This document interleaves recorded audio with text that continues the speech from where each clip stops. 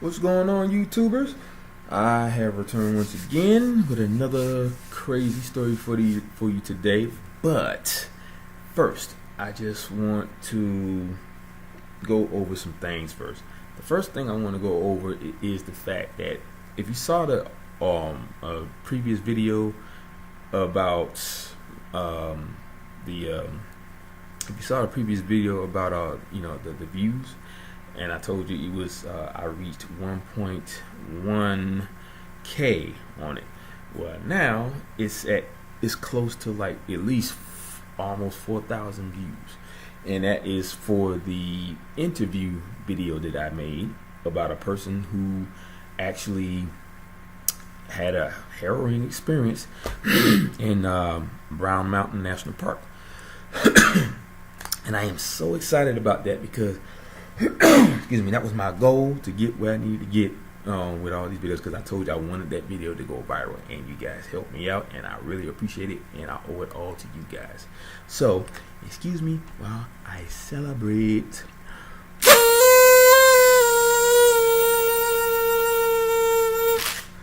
Ooh, man, I tell you, I'm just so ecstatic about all that, because I'm just having a blast doing all this, getting the word out there about what's happening with these people in national parks. With everything that's been going on with these people, and the fact that nobody's getting a chance to find out what really happened to their family members or whoever else, even their friends, I'm glad that I am doing my part in helping these people understand what's going on. And the person that I interviewed a couple of days ago, last week, definitely opened up the doors for all that, because you guys are flooding in with your stories. And if you ever want to get interviewed for get interviewed so you can put it out there, let people know what happened, which needs to be happening. The truth has to come out at some point. You know where to find me, right here on YouTube. My email is in the description box below, and I'm just here to make sure that everybody understands what's really going on, and you guys can help by letting everyone know that they're not alone, and that you have these same experiences too. So I want to get started on some updates right now, and the updates will be for her name, Rachel Nguyen, and her friend, not boyfriend, but friend, Joseph or Bissell. Now, as of right now, they are still looking for those two young people in Joshua Tree National Park. But it is, all the information is pretty much still the same, and they reiterated about the fact that they found a maroon Lexus, near the trail where they were traveling on, which is I think it's right at the trailhead of Loop. I think it's the Loop Trail. And they said the hood was up, and they were trying to figure out why, because I'm not sure if the car was having car trouble and they had to get out and walk the rest of the way, or what. I'm not sure, but they said that they found the the car with the hood up. So I don't know if they did any checking on the car to see if there was a problem, but it is what it is. But also want to do an update on the interviews that I've done previously. Now, there is talk about another interview of the other people that was involved in the camping, that the person that I interviewed the first time ventured out to. But as of right now, he has a family, and I understand that, so he's looking out for them first, and trying to wait till the calls die down. And so I understand that completely, but I told the person that I talked to that, whenever he's ready, I'm right here. I'm not going anywhere, and I'll definitely make time for him so that he can get his word in, and we can get both sides of the story as to what happened. Because there was two sides of the story. Even it was the same story, but it was looked at from different views, and they were both just as strange. So that's pretty much it on that part. But I wanted to get into the new story today, which is about a man named Ronald Kirk. He was around 46 years old when he disappeared. This was around Las Vegas, the Las Vegas area. Okay, now when Ronald Kirk disappeared in Red Rock Canyon in January, people who knew him and some who didn't gathered by the hundreds to scour the conservation area calling his name. Hikers on the ground and helicopters in the air spent hours, then days, searching for the missing 46-year-old. But every effort to find him came up empty. Kirk's body was finally found by happenstance on Saturday in a rocky area with established trails running through it. Not far from one of the Red Rock's most popular challenges, Turtlehead Peak, rescue workers had already searched there but failed to spot the remains in plain sight. Okay, now this is the part that really gets me, because it says right there that they have searched that area numerous times, but they failed to find, the remains of that person, at the time when they were looking. So obviously when they came back, bam, that's when they found him. And that happens a lot in these cases. It's like they look and look and look more than one time, and then they never find them. And then bam, they come back, boom, there it is. It's almost like someone was watching them as they were searching, and then when they least expect it, that's when they place the body there, and then they find them. And that's definitely what it sounds like. Las Vegas police spokesman Bill Cassett isn't surprised by that at all. Even experts, specially trained to find people missing in the wilderness, can walk right by their targets without even knowing they were there. Now, this guy Bill Cassell, he's a veteran of the Metropolitan Police Department's search and rescue team. But here's my problem. Knowing that this happens all the time, and it happens in a weird way to where they can't see him. Now, they say it's because the body has, it blends in with the terrain and all that stuff. But at the same time, it happens too many times. And sometimes I feel like they just saying that because they know they looked more than one time and they couldn't find the person, and all of a sudden, bam, there's the body. So obviously something weird is going on, and they know that, but they don't want to look. They don't want to be looked at as people who can't seem to find the person that they're looking for. So they add this little tidbit here to say that the body the remains seem to always blend in with the surroundings. I'm not saying that it can't, but that still sounds a little far-fetched, because it happens too many times. I mean, you would think that you would find a better way to find the remains of a person that died out there, so that you won't have to keep going through that. It just doesn't make any sense to me. So that's why I think that they say that, just so they'll make themselves look good. Knowing that they can't seem to find the body. More than like they can't see the body after looking for the person 50 times over. But anyway, okay.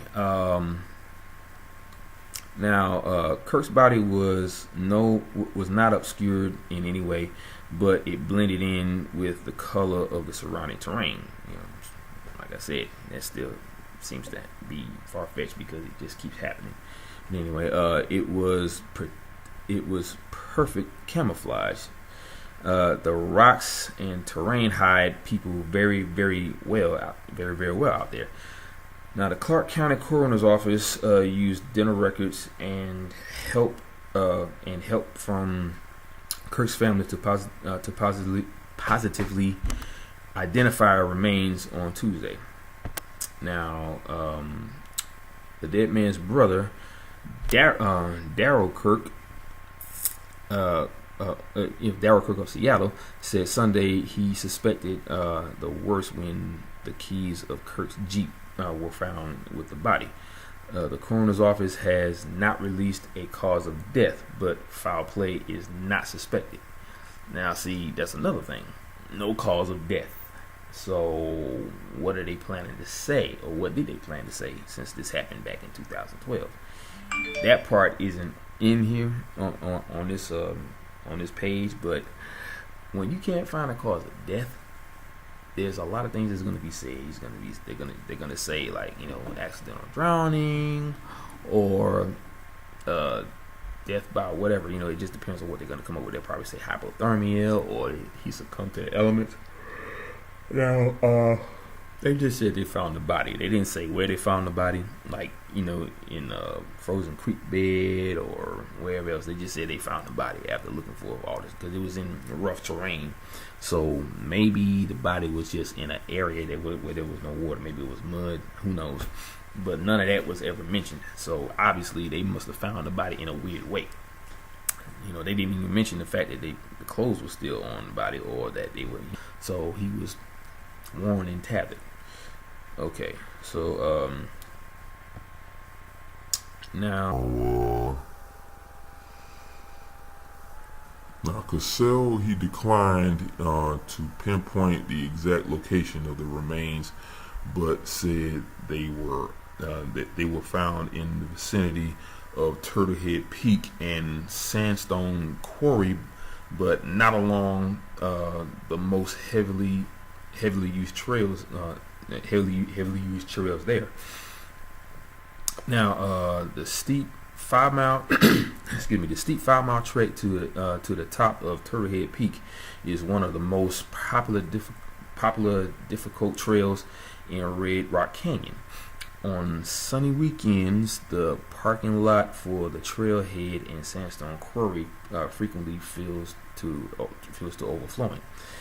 Hundreds of Kirk's friends and family members searched a 16 square miles swath of the recreation area after his red Jeep Wrangler was found by a running buddy on January 23rd in the parking lot of Calico Basin.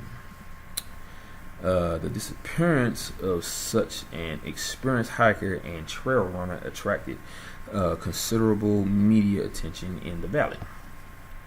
Now, Cassell said rescue workers and volunteers put out a tremendous effort to locate Kirk, but there are times when the terrain thwarts even the most experienced and well-equipped search teams. It's happened to him. Now, Cassell said he has been standing within 15 feet of the body but never spotted it, and probably never would have until a helicopter circling overhead told him exactly where to look. They said, go 10 feet that way, and there the victim was. Okay. Now, it also says to contact reporter Henry Breen at reviewjournal.com or call 702-383-0350. And of course, you don't have to call that because, like I said, this happened a long time ago. But anyway, now, as I said before, to every person within the sound of my voice from this video, if you have a harrowing story to tell about your experience in a national park, you have every right to talk about it. You may feel a little frightened about it or a little scared because you may have had some experiences with people monitoring you, maybe, but you have rights just like everybody else. If you had an experience in a national park and you may have footage or photos and you want to talk about it, you know where to find me. You can hit me up with a comment, in one of my videos, and you let me know that you got something you want to talk about. You can send me an email, email me your phone number, and I'll call you back, and we can set up an appointment to talk about it, in an interview on one of my upcoming episodes. So all I know is that everybody has a right to talk about it, and you don't want to let anybody tell you otherwise. Now, there's going to be times where apparently the National Park Service, rangers, or whoever else is going to throw their authority on you and try to say that they want to confiscate your phone because you were recording stuff that you weren't supposed to be recording in a private area. That makes no sense to me, because for this to be, even though it's a federally owned monument, it's still a place where hundreds and hundreds of people can come there to enjoy the wilderness and, you know, the scenery of the woods and whatever else. Hike. They can hike, they can walk, they can jog, they can camp. So how does that make that private property? If it was private, then nobody's supposed to be on it. So for them to say that, that's a downright lie. Okay. Now also, the woman that I interviewed the first time, she had a recording of what they were trying to say to her. Let's see, I had it, but because my phone locked, you know, it went all the way back down to the very bottom of the screen. So I gotta pick it up again. This thing keeps acting up. Okay. As soon as I can get it at that point, I can play it for you. Let's see. Try to get this as fast as I can. Okay. There we go. Now I'm going to edit a good portion of it around the part where they mention her name, because that's not what I'm trying to do here. Let's see. We need to conduct a follow-up interview concerning your experience in the Brown Mountains. Contact us within 48 hours to set up an appointment. Again, contact us within 48 hours to set up an appointment. Thank you. Okay. Yeah, that's the voicemail that she keeps getting from that so-called National Park Service. Now, correct me if I'm wrong. If you want to do a follow-up on a person that went into that national park and had an experience, especially after she showed you the videos, she showed you the footage and all the photos that she took, and you're saying that you want to make sure they're all right. She tells you they're all right. You told them everything you need to know, but yet you still want to do a follow-up. But you're going to use an English accent type voicemail to tell a person that you need to call us. I'm not calling you if you're not telling me yourself that you want to follow up. Why are you going to use a recorded voice and an English accent at that? I mean, what's up with that? One of my commenters said the same thing. You know, what's up with the English accent? You know, that makes no sense to me why they would even do something like that. If you want to talk to someone, use your own voice. You know, you got like you scared to talk, you know, so that they'll recognize your voice, or you'll get made or something. I don't know. That part I just don't get, and why they would do something like that. But, you know, it is what it is. But like I said before, anybody out there that has a story to tell, if it's a UFO experience, an abduction, because I want to get into all areas, you know, now since I done reached a certain level with, you know, with the views, I want to get into all kinds of things. I want to get into people who have had UFO abduction experiences, people who have been into national parks and had a very strange experience that you probably are confused about, or people probably will think you're crazy if you did say it. But if you come here, you're not alone.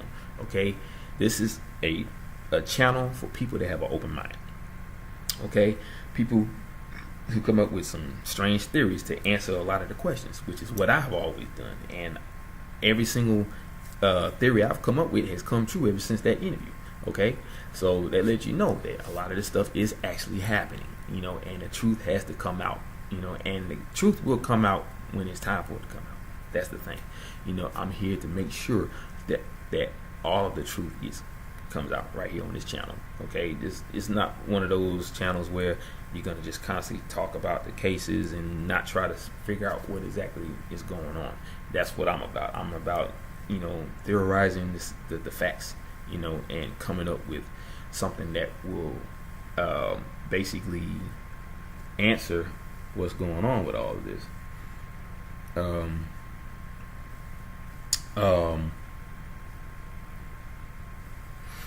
But yeah, so, you know, anybody that has a story that we want to tell, no matter how weird it may sound, come to this channel. And if you want to be interviewed, it'll be completely anonymous. If that's what you want, I have no problem with that, and I will definitely make room for you guys. Now, also, I want to say, okay, now I mentioned that, you know, the video went viral.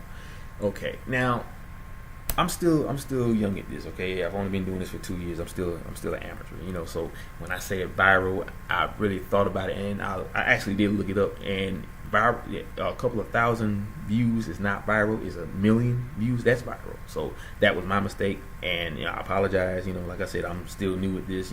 I'm learning as I go. So I know now that a million views is a video going viral, but I'm still there. I'm in that area because I got over a couple of thousand views, and it's going up every single day because of that interview. So like I said, that was my fault. I apologize about that. Like I said, I'm still new at this. So bear with me. I'm getting better as I go. So I cleared that part up, and during the interview, I also said something about a young man that actually disappeared here in Georgia. I couldn't think of his name at that point, but his name is okay. His last name is Thompson. Okay, so that was my fault. I said the name of a person that did pass away here in Georgia, but it was a completely different person. His name is Christopher Tompkins. Okay, Christopher Tompkins. That was his name. So I want to make sure I cleared that part up. But anyway, that's all I got for this video. I really want to thank you guys for coming out today and watching this video. This is like another video because the one I posted before mentioned the interviewer's name, and I didn't want that to happen, so I'm making another one. I will be deleting the one from before that, and this will be the one in place of that. Okay, because something's wrong with the editing portion of YouTube, and I can't seem to get the video to play in order for me to edit that one little spot, because I was going to just edit that one part where it mentioned her name and then just move on from there, but I can't do that right now. So I had to make a brand new video, which I didn't have a problem with. So that's what this video is all about. But anyway, guys, like I said, I am just still very happy that I reached over 1,000 views, and it's going up as we speak. It's like at probably like almost 4,000 views, and I thank all of you guys for that. You guys are the best. All right, and I will continue to make sure I bring you some of the best information about all of these cases, and if, like I said, if you got a story to tell, let's bring in some more interviews, for my channel. What I'm saying? If you want to be interviewed, get your story out there. I would be glad to be the one to put the story out there. Like I said, it'd be totally anonymous. Now if you don't want your voice to be heard on the on the channel, you can just send me an email and I'll just read up on it and I'll talk about your experience, on my channel as well. So, like I said, it's totally up to you. So gotta go, guys. You know how I do it at every video, at the end of every video. Aloha, mahalo, and ahuiho. Peace out, guys.